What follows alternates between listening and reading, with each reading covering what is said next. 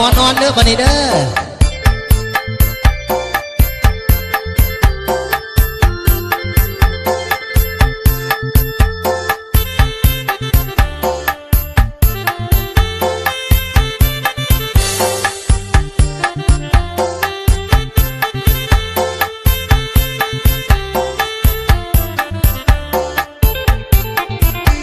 ประตู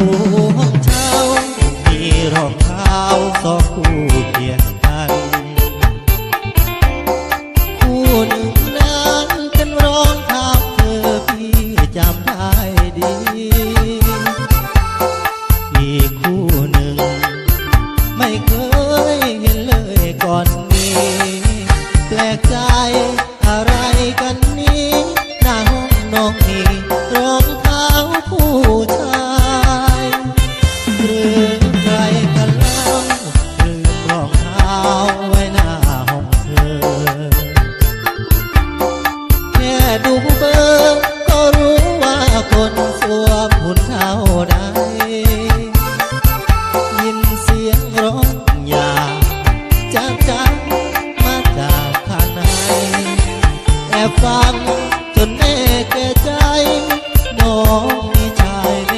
บในห้องนอนใส่กลอนคุยกันสำราญเต็มทีห้องเช่าห้องนี้พี่จ่ายเงินค่าเช่าเดือนก่อนพี่เป็นคนเช่าแต่เขาเป็นผู้มานอนปิดประตูลงกลอนเขาคงนอนทับรอยพี่ชายต้องลาห้องเช่าไม่อยากเข้าความทางสวรรค์ช่างแสบสันแค่น้อดวงแดงคนหลายใจแบ่งเงินกลอนเช่าห้องให้น้องรองชายเจ้าของรองเท้าเป็นใครช่างยามใจพี่ชายเหลือเกิน พิเศษที่เป็นทางการเสียเนี่ยผมบาร์เดอร์เกิร์ลซีคิงพี่น้องเอ๋ยเนาะอันฝากพิเศษในอันเสียงผิงนี่โอ้โหถูกใจหลายว่าสั่น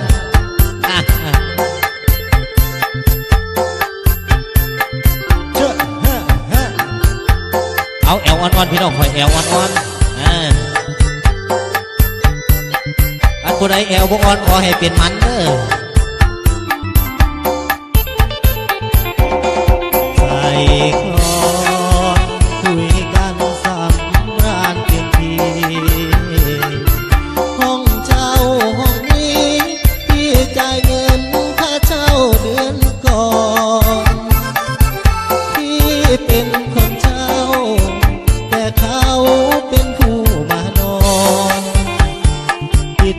ประตูลงกลอนเขาคงนอนทับรอยพี่ชายต้องลาห้องเช่าไม่อยากเข้าความทางสวรรค์ช่างแสบสันแค่น้อดวงแดงคนหลายใจแก่เงินกล่องเช่าห้องให้น้องรองชายเจ้าของรองเท้าเป็นใครช่างยามใจพี่ชายเหลือเกิน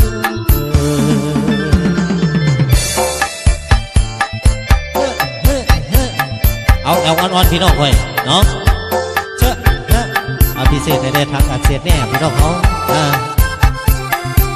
อัดเบิร์ด5 หลังกันแล้วสำหรับสุกนี้ก็ได้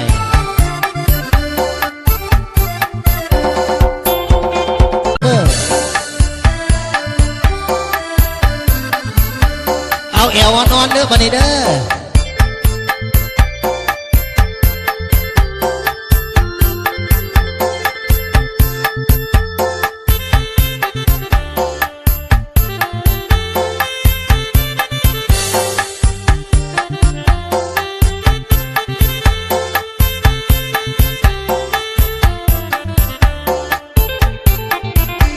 ประตู ตูห้องเช่ามีรองเท้าสองคู่เคียงกันคู่หนึ่งนั้นเป็นรองเท้าเธอพี่จำได้ดีอีกคู่หนึ่งไม่เคยเห็นเลยก่อนนี้แปลกใจอะไรกันนี้หน้าห้องน้องมีรองเท้าผู้ชายหรือใครกันแล้วลืมรองเท้าไว้หน้าห้องเธอแค่ดูเบอร์ก็รู้ว่าคนสวมหุ่นเท่าใดยินเสียงร้องอย่าจ้ามาจากข้างในแอบฟังจนแน่แก่ใจน้องมีชายแนบในห้องนอนใส่กลอนคุยกันสำราญเต็มทีห้องเช่าห้องนี้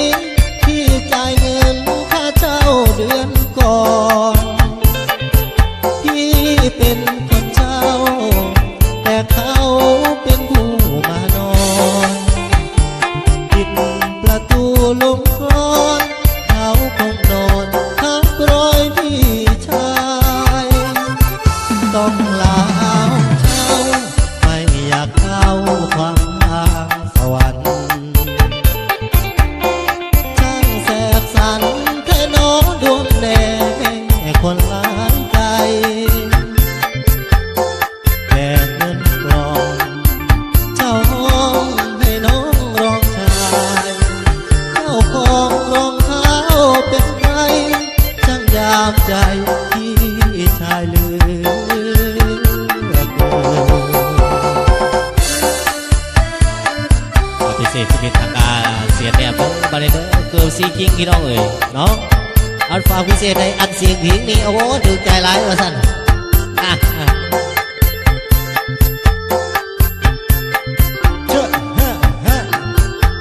เอาแอลอ่อนๆพี่น้องคอยแอลอ่อนๆ